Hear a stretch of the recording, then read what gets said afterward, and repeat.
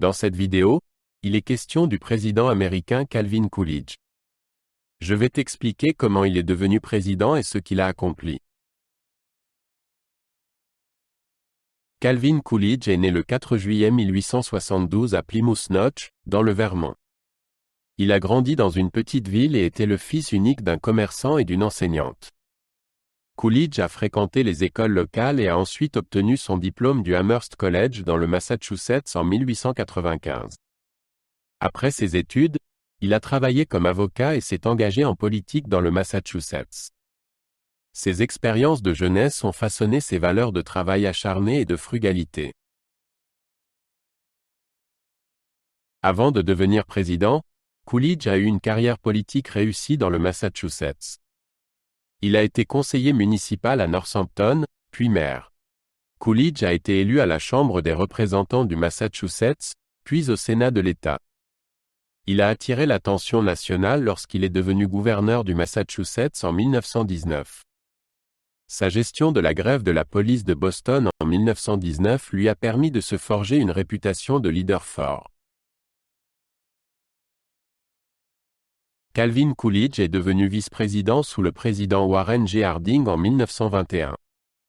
Il a pris ses fonctions à une époque de croissance économique et de changements sociaux aux États-Unis. En tant que vice-président, Coolidge s'est concentré sur le soutien aux politiques de Harding et la promotion des intérêts commerciaux. Il était connu pour son caractère calme et sa croyance en un gouvernement limité.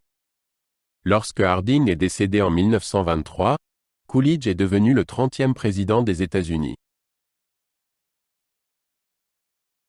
Calvin Coolidge a été inauguré président le 2 août 1923. Il a pris ses fonctions à une époque de prospérité économique connue sous le nom de « Roaring Twenties ». Coolidge croyait en une approche non interventionniste du gouvernement et soutenait la croissance des entreprises. Sa présidence a commencé par un accent sur le maintien de la stabilité et la promotion de l'expansion économique. Le style de leadership calme et constant de Coolidge lui a valu le surnom de « Silent Cal ». Les politiques économiques de Coolidge mettaient l'accent sur les réductions d'impôts et la réduction des dépenses publiques. Il croyait que des impôts plus bas encourageraient l'investissement et stimuleraient la croissance économique. Coolidge a soutenu la Revenue Act de 1924, qui a abaissé les taux d'imposition sur le revenu pour les particuliers et les entreprises. Son administration s'est également concentrée sur la réduction de la dette nationale et l'équilibre du budget. Ces politiques ont contribué à une période de croissance économique significative dans les années 1920. Sous la présidence de Coolidge, les relations étrangères étaient généralement pacifiques. Il s'est concentré sur la promotion du commerce et le maintien de bonnes relations avec d'autres pays.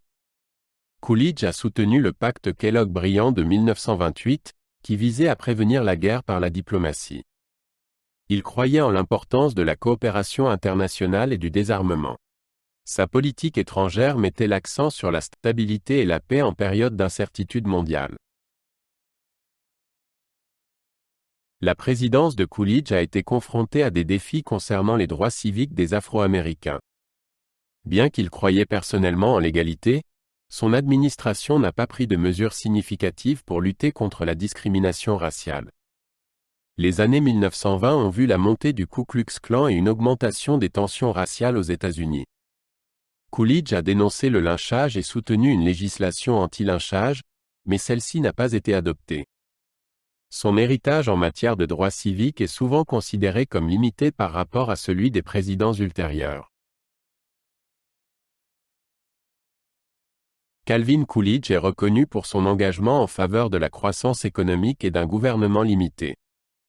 Sa présidence est souvent associée à la prospérité des années 1920, mais elle a également été critiquée pour avoir ignoré les problèmes sociaux.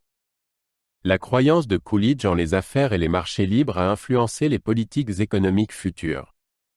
Sa personnalité calme et réservée a laissé une impression durable sur la politique américaine. L'héritage de Coolidge reflète à la fois les réalisations et les défis de son mandat. Après avoir quitté la présidence en 1929, Coolidge est retourné chez lui à Northampton, dans le Massachusetts. Il est resté actif dans la vie publique et a écrit sur ses expériences à la Maison-Blanche. Coolidge a également donné des discours et travaillé sur divers projets, y compris l'écriture d'un livre sur sa présidence. Il aimait passer du temps avec sa famille et jardiner. Calvin Coolidge est décédé le 5 janvier 1933, laissant derrière lui un héritage significatif dans l'histoire américaine.